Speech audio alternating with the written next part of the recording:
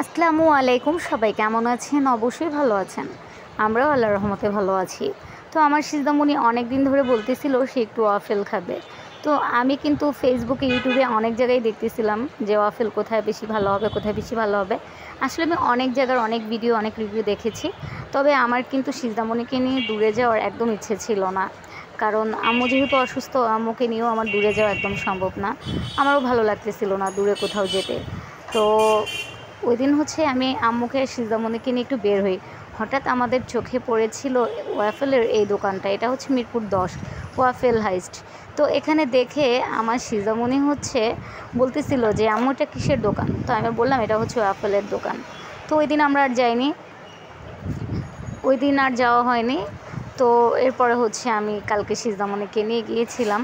বললাম চলো যাই, তুমি, তোমার নানু, আমি। আম্মু কিন্তু যাওয়ার আগেই বলতেছিল আমি কিন্তু এগুলো খাবো না, কারণ আম্মু চকলেট জাতীয় জিনিস তত একটা খায় না। তারপর আমি আম্মুকে বলতেছিলাম আম্মু তুমি একটু শুধু ট্রাই করবা, চলো। তো আমরা এখানে গিয়ে অর্ডার দিলাম একটা। আমার খাওয়ার কোনো ইচ্ছে ছিল না, আমি খাবো না, তার জন্য শুধু সিজদামণির জন্য একটা অর্ডার দিলাম। কারণ দেখা যায় আম্মু ওরকম খেতে পারে না, আমিও পারি না। আমরা একটা নিলে আমাদের 3 জনের হয়ে যায়। মাঝে সাঝে কিন্তু অনেক খাবার অর্ডার করি, দেখা যায় খাবারগুলো পরে থেকে যায়, হয়তো আমরা বাসায় নিয়ে আসি বা ওখানে রেখে আসি, এই আর কি। পরে আর কি করার, মা মেয়ে মিলে বসে গেলাম ওয়াফেল খেতে। তারপর অর্ডার দিলাম সিজদামণির জন্য একটা। সিজদামণির তো অপেক্ষাই শেষ হইতেছিল না। সে শুধু একটু পরপর বলতেছিল কখন আসবে ওয়াফেল, কখন আসবে। আমি বললাম এই তো তুমি বসো, এখনই হয়ে যাবে। আর সব থেকে বড় কথা, আমরা এই যে দোকানটাতে গিয়েছিলাম, আমার কাছে কিন্তু দোকানের পরিবেশটা অনেক ভালো লেগেছে। আর বিশেষ করে এই দোকানের যে ভাইয়াটা ছিল, সেও কিন্তু অনেক ভালো ছিল। তার ব্যবহারটাও আমাদের কাছে অনেক ভালো লেগেছে। তো আমি বলতেছিলাম যে ভাই আপনাদের এখানে কি একটু ভিডিও করা যাবে? বললো হ্যাঁ করতে পারেন, কোনো সমস্যা নেই। তারপর আমি ভাইয়াকে বলেই তাদের এই দোকানের ভিডিওটা করলাম। তো আপনারা যারা যারা আমাদের মিরপুরের মধ্যে আছেন, অনেকেই কিন্তু জানে না এপাশে এত ভালো একটা ওয়াফেলের দোকান আছে। যারা ওয়াফেল পছন্দ করেন তারা কিন্তু গিয়ে দেখতে পারেন। আমার কাছে কিন্তু অনেক ভালো লেগেছিল, ভাইয়াদের দোকানের ওয়াফেলটা অনেক টেস্টি ছিল। তারপর আর সিজদামণি কিন্তু এখনও সে ওয়াফেলের অপেক্ষা করতেছিল কখন তার ওয়াফেল আসবে। আমি বলতেছিলাম এই তো তুমি আরেকটু অপেক্ষা করো, তোমার ওয়াফেল চলে আসবে। আর এটা আমরা ভিডিওটা করেছিলাম ওয়াফেল দেওয়ার কিছুক্ষণ আগে। আর দেখেন ওনাদের দোকানটা খুব সুন্দর করে কিন্তু সাজিয়েছে, আমার কাছে অনেক ভালো লেগেছে। তার জন্য আমি বারবার ঘুরে ঘুরে ভিডিও করতেছিলাম, যেহেতু আমার কাছে অনেক বেশি ভালো লেগেছে। আর সিজদামণিও খুব খুশি ছিল। আর বারবার আমাকে জিজ্ঞেস করতেছিল যে আম্মু ওয়াফেলটা কেমন হবে। আমি বললাম তুমি কোনটা খাবে বলো, চকলেটটা খাবে নাকি তুমি হোয়াইট চকলেটটা খাবে। সিজদামণি আবার হোয়াইট চকলেট ততটা খায় না, তার জন্য আমি নাট দেওয়া যেটা ছিল ওইটা সিজদামণির জন্য অর্ডার করেছিলাম।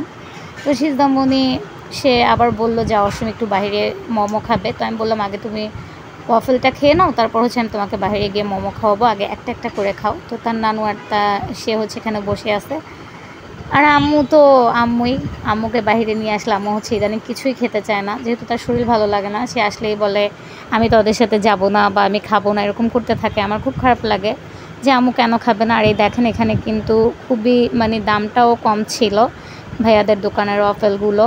আমি বাইরে দেখেছি রিভিউ যেগুলোতে আরও অনেক বেশিও থাকে, তবে এখানে খুব কম প্রাইসের মধ্যে কিন্তু ওনাদের ওয়াফেলটা অনেক ভালো ছিল।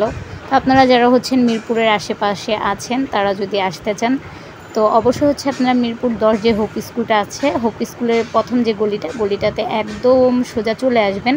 তো সোজা চলে এসে আইডিয়াল যে স্কুলটা আছে, আইডিয়াল স্কুলের এই পারে আর কি হাতের।